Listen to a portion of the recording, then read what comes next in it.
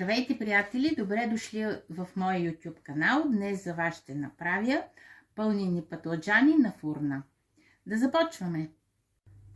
И сега ги посолявам, за да могат да си пуснат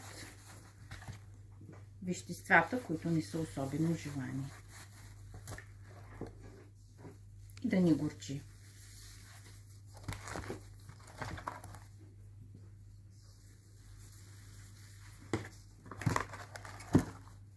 Така осолени, оставям пътладжаните да се изцедат за 20-30 минутки. В тенджерка си сипвам малко зехтин, след това си слагам лук, да го задуша. Слагам си и чесъна, слагам си и подправките, има сол, червен пипер, малко чубрица и малко кимион. Сега ще си сложа каймака. Разбърквам да се омеша с лука и с чесъна. Ще си сипа и малко водичка, за да мога да я натруша. И сега си слагам малко доматено сосче. Имам домашен джаджен или гьозун, както му казват в някои краища на България.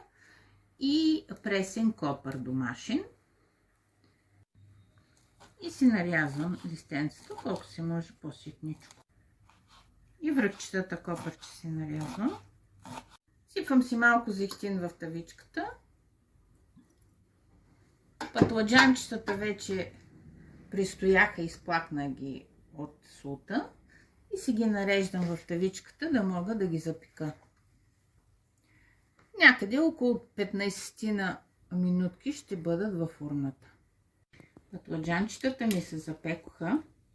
Сега ще ги разделя по средата, да си ги направя като лодчици.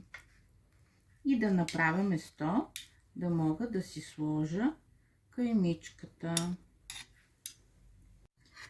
Може малко да издълбаете от пътладжанчето и да го сложите в каймата.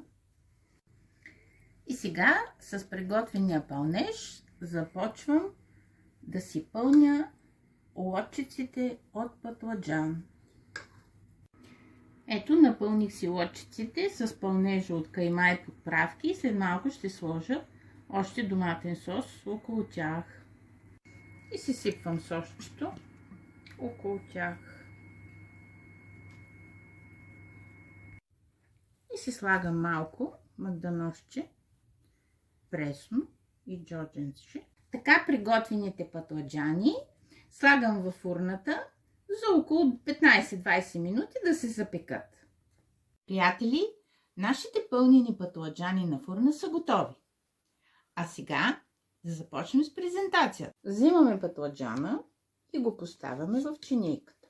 След това заливаме със сосчето. И завършваме с няколко стръкчета магданоз.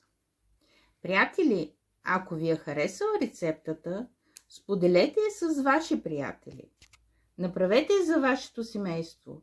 Абонирайте се за моя YouTube канал. Нека да бъдем заедно за нови вкусни